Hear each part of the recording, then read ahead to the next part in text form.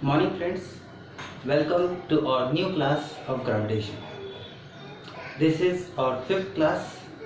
So today we will see about the concept of centripetal force. आज हम centripetal force के बारे में ही एक डेरिवेशन डिराइव करेंगे और हम देखेंगे कि किस तरीके से एक सेंट्रीपिटल फोर्स किस भी प्लैनेट के ऊपर एक्ट होता है. So the question is, if you want to derive the derivation of centripetal force of an object performing uniform circular motion, जब कभी कोई body uniform circular motion perform कर रही हो, ऐसे समय पर उसके ऊपर जो सेंट्रीपिटल फोर्स एक्ट होता है, जो उसे सर्कुलर ऑर्बिट में रिवॉल्व होते रहने के लिए मदद करता है, ऐसे सेंट्रीपिटल फोर्स का क्या फार्मूला है और एक न्यू लॉ के बारे में हम आज इस क्लास में पढ़ेंगे. So firstly we have to consider a planet. इसके लिए हम कंसिडर करते हैं कोई एक प्लैनेट जो कि सन के अराउंड में रिवॉल्व हो रहा है. यदि वह रिवॉल्व हो रहा है इन सर्कुलर ऑर्बिट, सो ऐसे कंडीशन में उस प्लैनेट के ऊपर सेंट्रीपिटल फोर्स का एक्ट होना कंपल्सरी है. Otherwise it will not revolve in circular orbit. वह सर्कुलर ऑर्बिट में रिवॉल्व ही नहीं करेंगे. सो it is only the centripetal force which acts on a planet or any body which are revolving around the sun. So suppose there is certain object or say planet which is revolving around the sun, and the mass of that body or planet is m and r with the radius of the circle, that is the distance between the sun and the planet. So the centripetal force which will be act on that planet or body can be written as F equals to mv square upon r. This is the centripetal force which is given as equation number 1.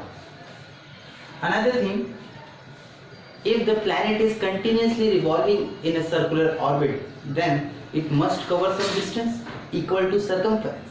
यदि कोई planet circular orbit में revolve हो रहा है तो वह एक revolution, एक चक्कर कंप्लीट करने के लिए जो डिस्टेंस कवर करेगा वो होता है 2 pi r. So that's why we use here the formula v, that is velocity of that planet is equals to distance traveled upon the time taken. That is distance travel क्या है, उसने एक पूरा orbit complete करने के लिए कितना distance cover किया, इक्वल टू 2 pi r. ये होता है circumference of circle upon time taken, कितना समय लगा उसे एक रिवॉल्यूशन कंप्लीट करने के लिए, that is capital T. Give it to be equation number 2. इस तरीके से इक्वेशन नंबर 1 हमारा सेंट्रीपिटल फोर्स था जो कि उस प्लैनेट के ऊपर एक्ट हो रहा था जो कि रिवॉल्व हो रहा है, और उसके अलावा उसकी स्पीड मीन्स उसकी वेलोसिटी v, वेलोसिटी हमें आई 2 pi r upon t, equation number 2. सो यदि हम ये v की ये वैल्यू अगर इस इक्वेशन में अगर पुट कर देते हैं, मतलब v के जगह पर 2 pi r अपॉन t यहाँ पुट कर देते हैं, तो इक्वेशन नंबर 1 कैसा बन जाएगा. देखिए equation 1 becomes f equals to, देखिए m upon r as it is है और v की जगह रखा है 2 pi r अपॉन t. यहाँ स्क्वायर था इसलिए यहाँ भी स्क्वायर है. अब इस ब्रैकेट का हम स्क्वायर निकालेंगे, तो 2 का स्क्वायर 4, पाई का स्क्वायर पाई स्क्वायर, r का square r square upon t, that is t का स्क्वायर. अब देख सकते हैं t स्क्वायर भी आ गया. अब इतना होने के बाद देखिए r डिनोमिनेटर में भी है और r न्यूमरेटर में भी है, तो ये दोनों r गेट कैंसिल, तो यहाँ सिर्फ एक r बचेगा. तो f का ये फार्मूला हुआ 4m pi square into r upon T square. इसके बाद हमें यहाँ पर केपलर थर्ड लॉ अप्लाई करना है, जिसके लिए ज़रूरत होगी कि आपको इस क्वांटिटी को r स्क्वायर से मल्टीप्लाई और डिवाइड किया जाए. तो देखिए आप नेक्स्ट स्टेप में देख सकते हैं 4m पाई स्क्वायर, और जो r था उसके बाजू में हमने r स्क्वायर से मल्टीप्लाई किया, पर मल्टीप्लाई अगर करते हैं तो डिवाइड भी करना पड़ता है. तो देखिए अपॉन में ये r स्क्वायर और ये t square as it is. So 4m pi square r square और r into R square it gets r cube। जैसा अगर आप सभी लोगों को अगर पता हो तो आप देख सकते हो t square upon r cube, यह है Kepler's third law, t square upon r cube. तो ऐसे केस में t square upon r cube को आप k लिख सकते हो, since it is because of Kepler's third law, t square proportional to r cube. So in this term f equals to 4m pi square upon r square into k। इस term में 4m pi square upon k ये पूरी term constant है।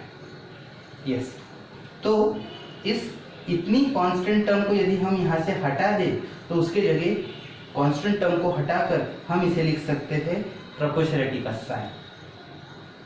Yes, सो यहाँ से हम ये चीज़ derive करेंगे कि ये F वही सेंट्रीफ्यूगल फोर्स है जो सेंट्रीफ्यूगल फोर्स किसी भी प्लैनेट को, किसी भी बॉडी को अपने ऑर्बिट में, अपने सर्कुलर ऑर्बिट में रिवॉल्व करने के लिए रिस्पॉन्सिबल है। उसके अलावा यहाँ पर आप देख सकते हो F is inversely proportional to r square आया है।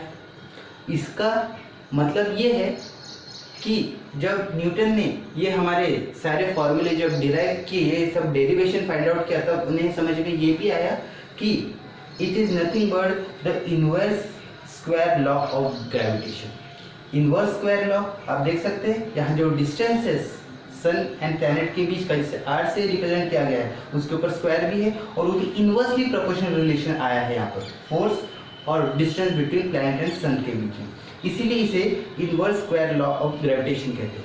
वैसे तो ये जो ग्रेविटेशनल फोर्स होता है काफ़ी कम होता है, काफ़ी वीकर होता है, जो कि बाकी के नेचुरल फोर्सेस से काफ़ी लोअर, काफ़ी वीकर होता है, इसलिए ये इजीली ऑब्जर्वेशन में नहीं आता।